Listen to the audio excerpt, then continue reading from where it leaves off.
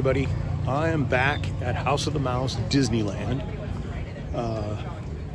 It's early October. I have no real agenda or anything to show you. I just came to have a nice day. But I thought I would share a handful of items I think a lot of folks miss that I get a big kick out of. They're not in any particular order of importance or otherwise, and it isn't every small item I think people miss, just a handful.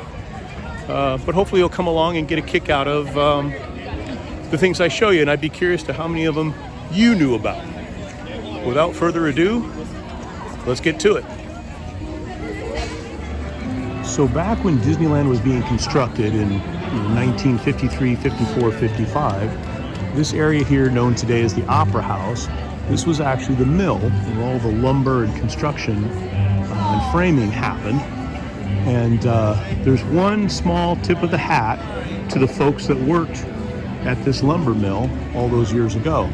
Now, as you know, or may not know, most of the employees of Disneyland are referred to as cast members here. And there's signs everywhere attesting to that point. In fact, I'll show you one right now. But just to the right, which I'll show you in a moment, is that tip of the hat.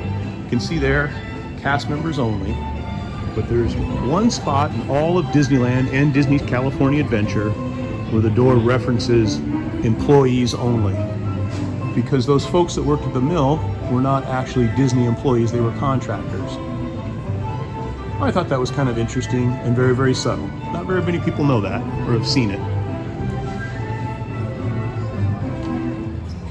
Here's another spot I don't think a lot of people pay much attention to, though it looks like it's going under some refurbishment, is the flying saucer in Tomorrowland. I think folks walk by and you never really notice it. And I'll show you an X-Wing fighter in the gift shop here just around the corner. I don't think a lot of people look up. And there's a lot of things if you look up at Disneyland that I think you'll get a kick out of. But let's go into the gift shop here real quick. There you go. Inside the Tomorrowland gift shop is a X-Wing.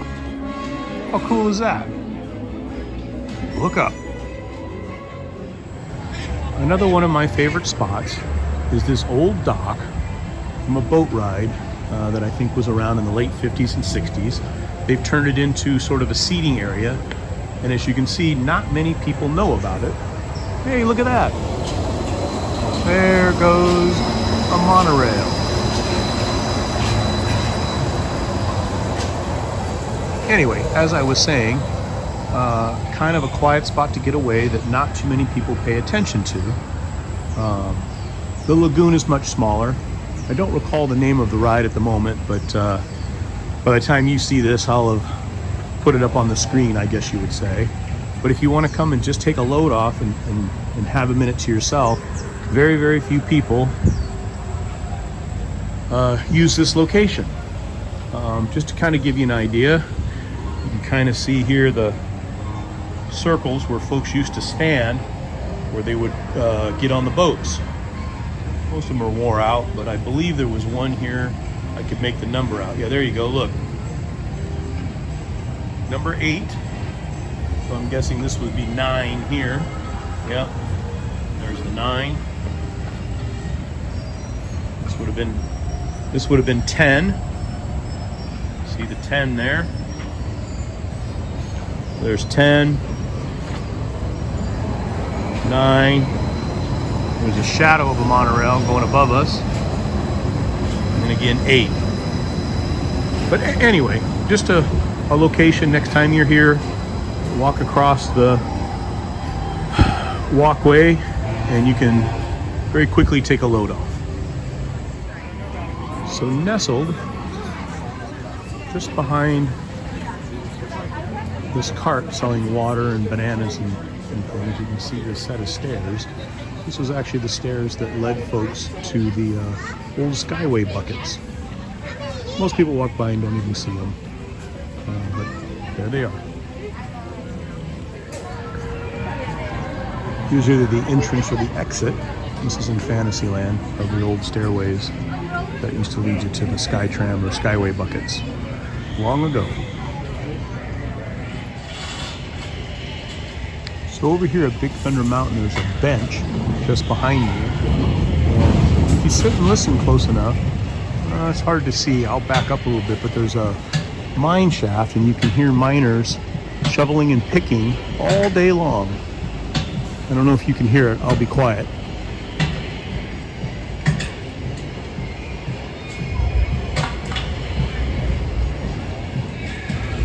It's probably hard for you to hear, but anyway, trust me, they're making noise.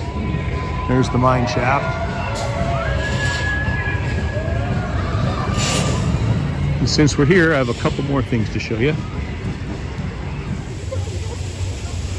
I mentioned earlier about how everything says cast members, entrances and access only, aside from that one spot on Main Street where it still says employees only, in honor of all those mill workers. Well, over here in Frontierland, there's also a couple of signs that are slightly different. I thought I would show you. Most people walk right by and don't notice. Let's see, there's one right there. See if you can pick out what's a little different.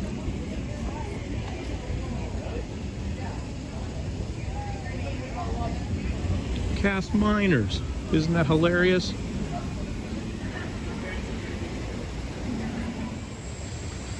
So I did a video on this not too long ago, but one of my favorite no one pays attention to is this is the old Rainbow Caverns mine train ride. You can see the remnants of the tunnel, but just down here, if you wait for it, you'll be able to see the old fish still are hopping in the water. There he goes. Let's zoom in a little. Did you see him? Anyway, so many people walk by and don't notice.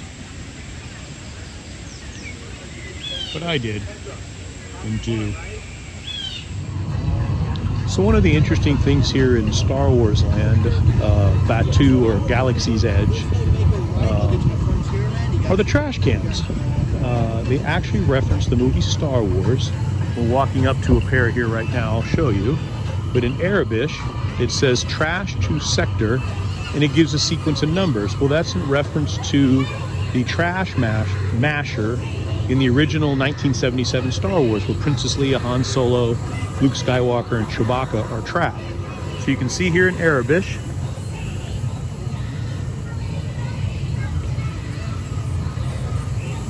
so those letters, that says trash to sector 3263827. So the next time you're watching Star Wars, listen closely in that sequence, and you'll hear those numbers referenced. I think that's pretty awesome. Now, for all you Johnny Depp slash Jack Sparrow slash Pirates of the Caribbean attraction fans, just as you exit the attraction, to the right there's a window, and as you can see there's a little doll there, and it is done up just like Jack Sparrow in the second movie. And so many people, just now you can see them walking by behind me in the reflection, never stop to take a look. But there it is, it's been there for years, and I think it's pretty awesome. Anyway,